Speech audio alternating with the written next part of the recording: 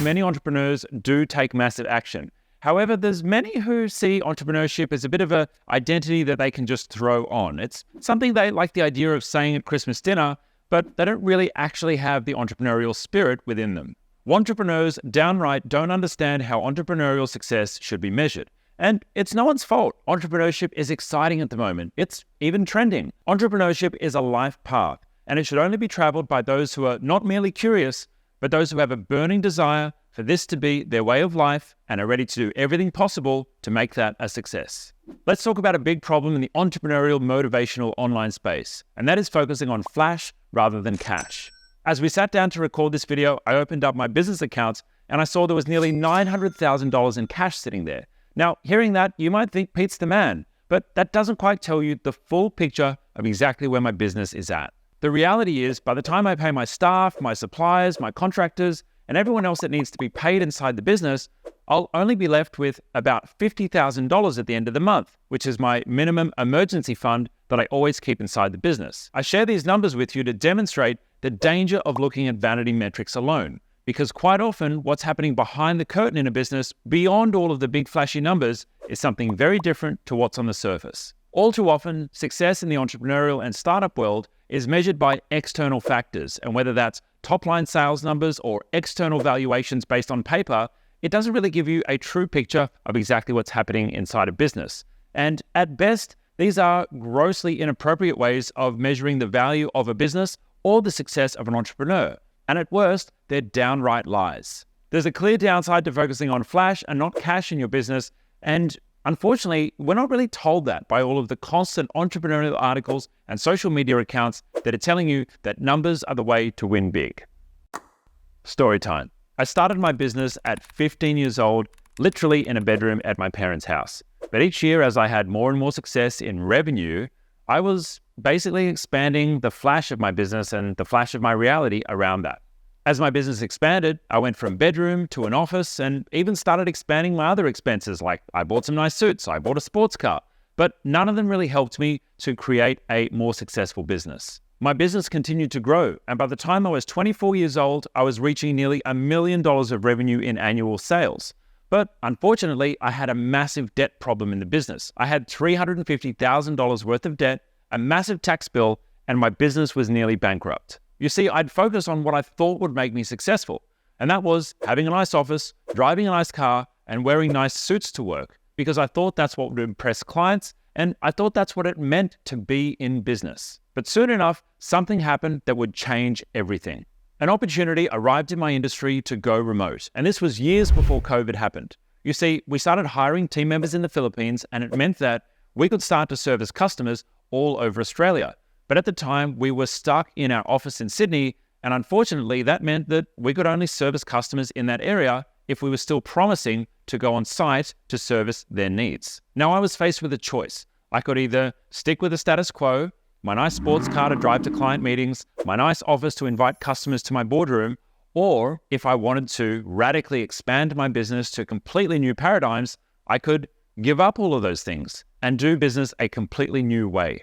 Now, unfortunately, what that required of me was to burn down every idea that I had of what a successful business looked like. I had to give up the boardroom. I had to give up my fancy car. And all of those things completely changed how we did business every day from that day forward. Now, I'm glad that in that moment I took that leap of faith. And I think faith is so important for entrepreneurs to cultivate. You see, it was because I was willing to give up the flash and go in a different direction that our business has now become successful.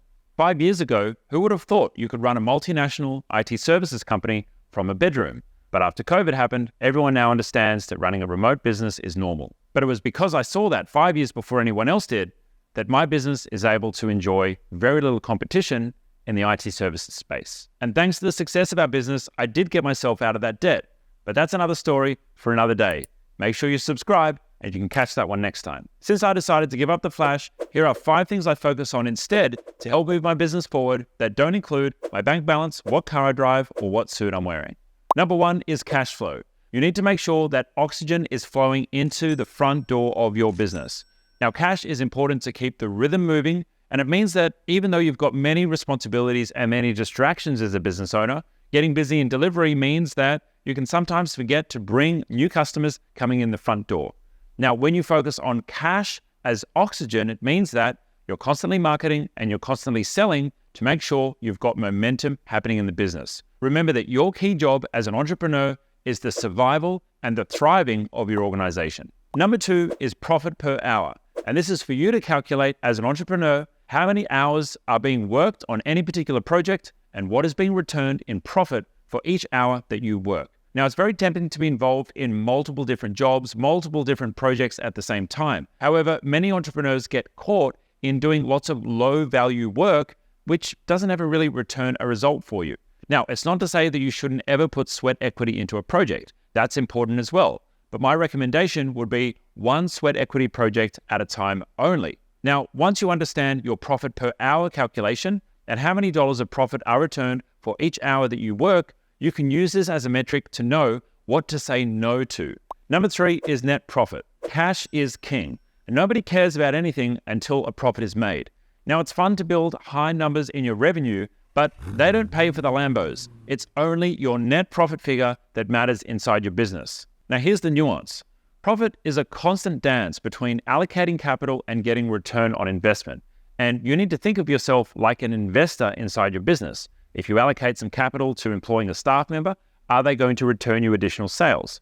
If you allocate some capital to a consultant, are they going to help you with a strategy that's going to help to boost the business? If you allocate capital to advertisement, is it going to bring in enough new customers that you can pay for those ads and pay for delivery of your product or service as well?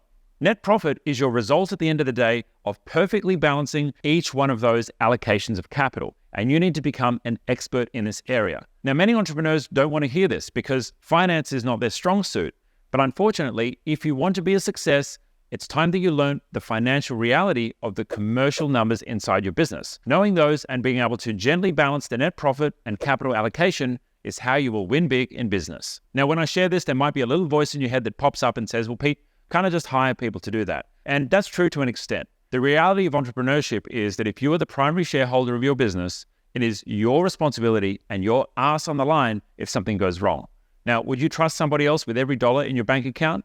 Effectively, if you're giving your financials in your business away for the accountants to manage, that's what you're doing. And so the importance here is that you know how to pick up on potential mistakes that somebody else might make because you're the one who has all the risk to carry.